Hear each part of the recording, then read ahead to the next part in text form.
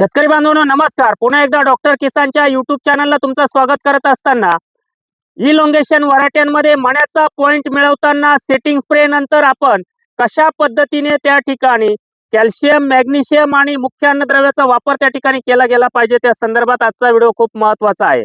आपण या ठिकाणी सेटिंग स्प्रे होऊन किती दिवस झाले सेटिंग स्प्रे टाकून? सेटिंग स्प्रे देऊन एक दिवस झाले. एकच दिवस झाला. हो. थोडासा लेट झाला मग. हो. आता हा मण्याचा पॉइंट बघतोय आपण. सेटिंग स्प्रे टाकलेला आहे. सेटिंग टाकला का सेकंड टाकला? सेटिंग टाकला. Setting. एकरी 12 ग्रॅम जी 12 ग्रॅम सोना स्टार 1 लिटर, टेक्केल 1 लिटर आणि युरिया घेतला.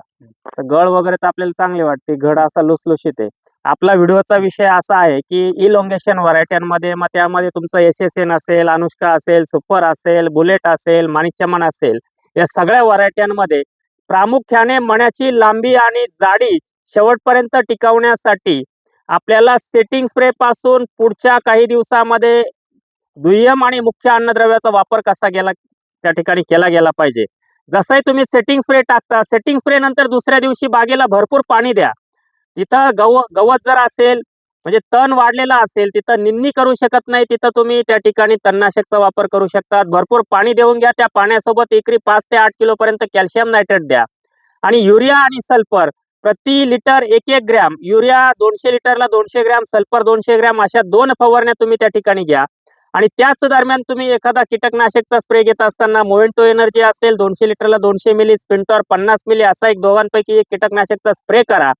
13-045 मॅग्नेशियम सल्फेटची एक फवारणी करून सेकंड डीप करत असताना परत एकदा नीट लक्षात घ्या.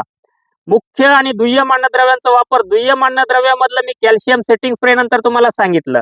त्यानंतर युरिया सल्फरच्या फवारण्या असतील, त्याचप्रमाणे एक कीटकनाशकची फवारणी सांगितली, पाणी देऊन घ्यायला सांगितलं. आता एक 6-7 दिवस जाऊ द्या. सेकंड डीप घेत असताना SS मशीनच्या माध्यमातून असेल, चिमा मशीनच्या माध्यमातून असेल, अगदी ATR नोझलच्या माध्यमातून असेल, एकरी 30 gram GA, 1 litre long size, 1 litre परत एकदा टेक्केल ऑक्साईड फॉर्म मधला कॅल्शियम आणि त्याच्यासोबत तुम्हाला घ्यायचंय होमोप्रसारणीचा वापर करत असताना तुम्हाला मण्यावर कुठले डाग येऊ द्यायचे नाही. आणि शेवटी रंग देखील चांगला आला पाहिजे. लोकलचं काम आपण करत असताना दुधी कलर त्या ठिकाणी राहिला नाही पाहिजे. आपल्याला चांगला गोल्डन कलर त्या ठिकाणी अंतिम टप्प्यात आला पाहिजे. मण्यावर डाग आले नाही पाहिजे म्हणून सेकंड डिपला फिनिक्स हायटेकचा मॅक्सवेल एकरी फक्त 250 मिली असा वापर करून घ्या. आता परत मुख्य अन्नद्रव्याकडे आपण येणार आहोत.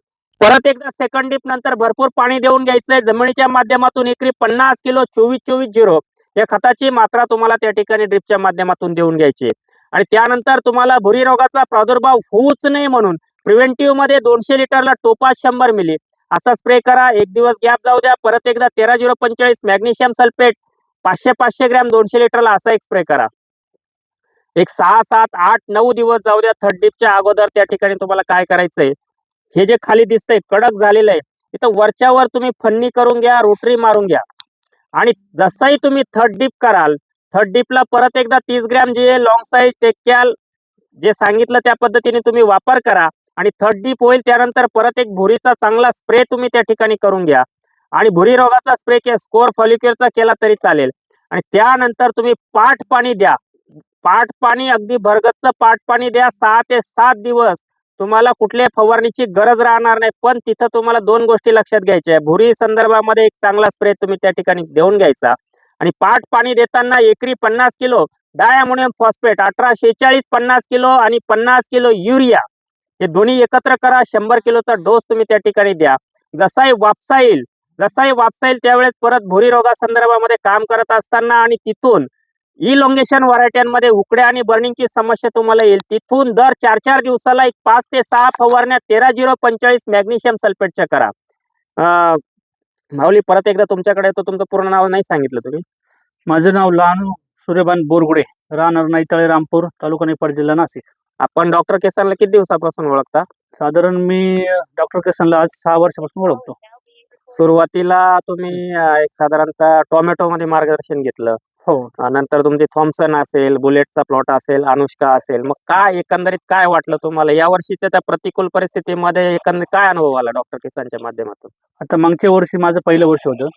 मागच्या वर्षी मी काढला बुलेट मध्ये 95 क्विंटल माल. पहिलंच वर्ष हा होतं. पहिलं वर्षी. हे अनुष्का मध्ये हे 1150 बुड आहे, याच्यामध्ये 140 क्विंटल माल काढला मी मागच्या वर्षी.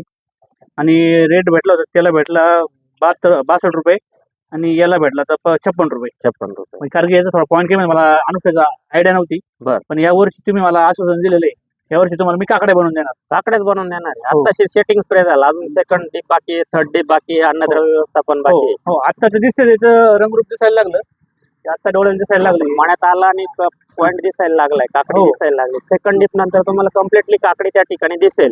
त्याच्यासाठी मी सांगितलंय की युट्यूबच्या माध्यमातून जे सांगतोय तेच शेतकऱ्याला मी नेहमी शेड्यूल मध्ये देत असतो. आणि त्या पद्धतीने काम जर शेतकऱ्याने केलं तर चांगल्या पद्धतीत या घडाचे लेंथ अजूनही वाढू शकते. त्याचा पॉईंट मण्याचा हा जो पॉईंट दिसतोय म्हणजे आता थोडक्यात आत्ताशी ते बाळशात आहे, बाळशाचे.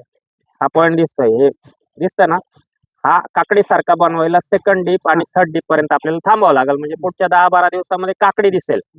इथंच आपल्याला उकड्या आणि बर्निंगचा धोका आहे. म्हणून मी बऱ्याचशा गोष्टी सांगितल्या. भुरी रोगाचा प्रादुर्भाव, जमिनीतून खत कोणतं द्यायचं, पाणी व्यवस्थापन कसं करायचं, फ्लड इरिगेशन कधी करायचं, आंतरमशागत कधी करायची, या सगळ्या गोष्टी मी सांगण्याचा प्रयत्न केला. आजचा हा व्हिडिओ तुम्ही शेवटपर्यंत बघितला. चॅनलला प्रथम आला असाल, चॅनल सबस्क्राईब करून व्हिडिओला लाईक आणि शेअर करायला विसरू नका. धन्यवाद.